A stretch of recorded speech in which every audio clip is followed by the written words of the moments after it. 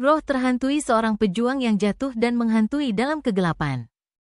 Udara pegunungan di deretan pegunungan Baba selalu dingin, tetapi pada malam yang penuh takdir itu, angin dingin yang tajam menyapu Gunung Pelista. Seolah gunung itu menghembuskan napas panjang yang tertahan. Pendaki yang telah berkumpul di dekat kaki gunung itu sudah mendengar desas-desus bisikan tentang roh kuno yang berkeliaran di puncak-puncaknya pada malam hari, tetapi kebanyakan mereka menganggapnya hanya cerita api unggun belaka. Namun saat malam semakin gelap, mereka akan segera belajar bahwa ada beberapa kisah yang berakar pada kebenaran yang lebih tua dari zaman mereka sendiri. Gunung Pelister berdiri tegak dan diam.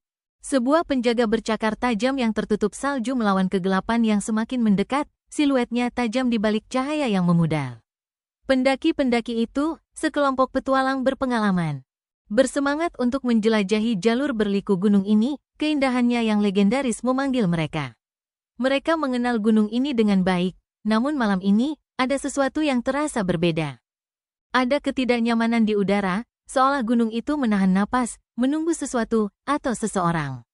Legenda-legenda berbicara tentang seorang pejuang yang sudah lama mati tetapi tidak pernah tenang. Roh yang berkeliaran di lereng-lereng ini.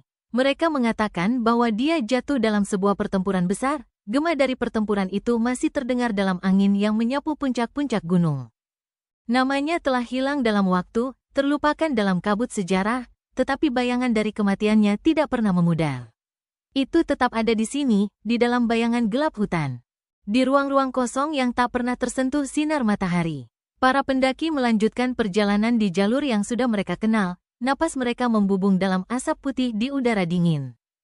Malam itu terasa tenang pada awalnya, terlalu tenang, hampir.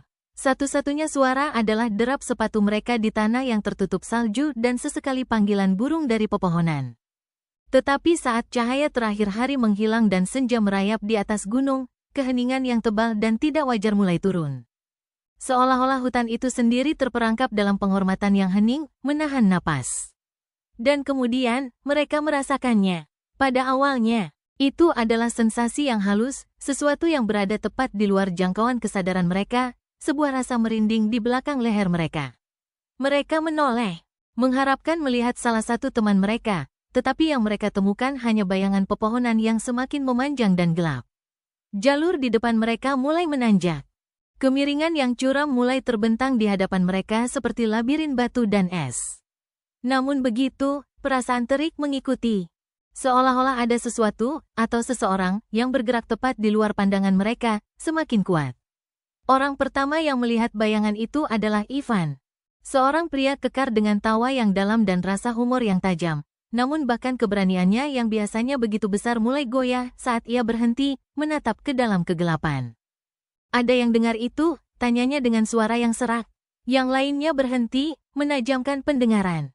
Satu-satunya suara kini adalah angin yang berdesir di antara cabang-cabang pohon.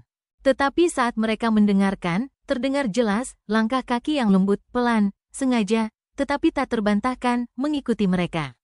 Langkah-langkah itu tidak terburu-buru, tetapi cukup dekat untuk membuat bulu roma mereka meremang. Setiap langkah terasa seperti mencocokkan langkah mereka sendiri. Seolah ada sesuatu, atau seseorang, yang meniru gerakan mereka dalam kegelapan. Pastilah itu binatang, kata salah seorang pendaki, berusaha terdengar santai. Tetapi tidak ada yang bisa menutupi rasa takut yang merayap dalam suara mereka. Namun suara langkah kaki itu tidak memudar seperti yang seharusnya. Langkah-langkah itu semakin mendekat. Dan kemudian, tanpa peringatan, sebuah sosok muncul, berdiri tepat di tepi pepohonan. Sosok itu besar, bentuknya tak jelas tetapi jelas manusia. Para pendaki membeku, tak bisa bergerak atau berbicara. Mata mereka terbuka lebar dengan ketakutan. Sosok itu tidak bergerak, berdiri diam seolah kabut yang meliuk di sekelilingnya, siluet yang tak tembus oleh langit yang menggelap. Angin dingin menyapu melalui tempat itu, dan dengan angin itu datang bau tanah lembab dan sesuatu yang lain, sesuatu yang sangat tua, sesuatu yang jauh. Itu adalah bau kematian, bau pembusukan yang tak terbantahkan, bercampur dengan udara pegunungan yang segar. Siapa di sana? Salah seorang pendaki bertanya, meskipun suaranya bergetar, lemah dan tidak yakin. Tidak ada jawaban, tidak ada gerakan dari bayangan itu. Sosok itu tetap di sana, diam, seolah menunggu, mengamati. Menit demi menit berlalu, meskipun terasa seperti berjam-jam. Para pendaki tahu mereka tidak bisa tinggal lebih lama.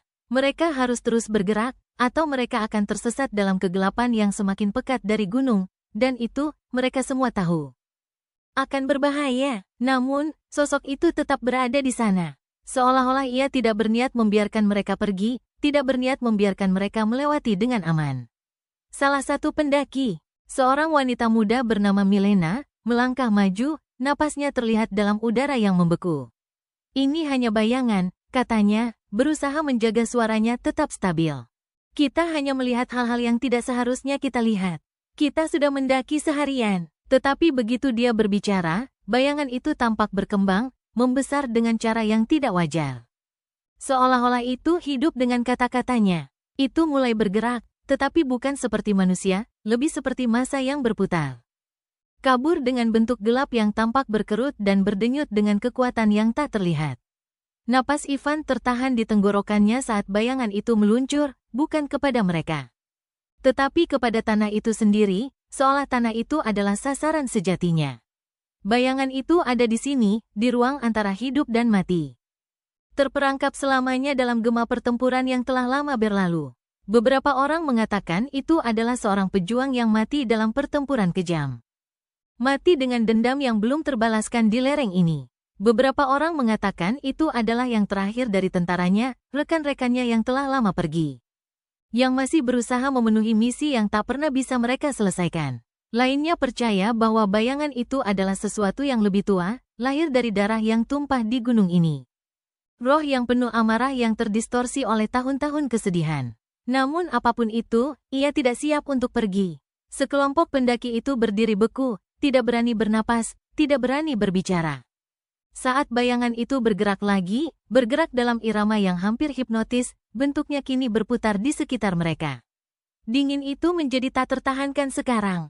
Udara tebal dengan beban sesuatu yang kuno dan penuh kesedihan. Kemudian, secepat itu muncul, bayangan itu menghilang kembali ke pepohonan.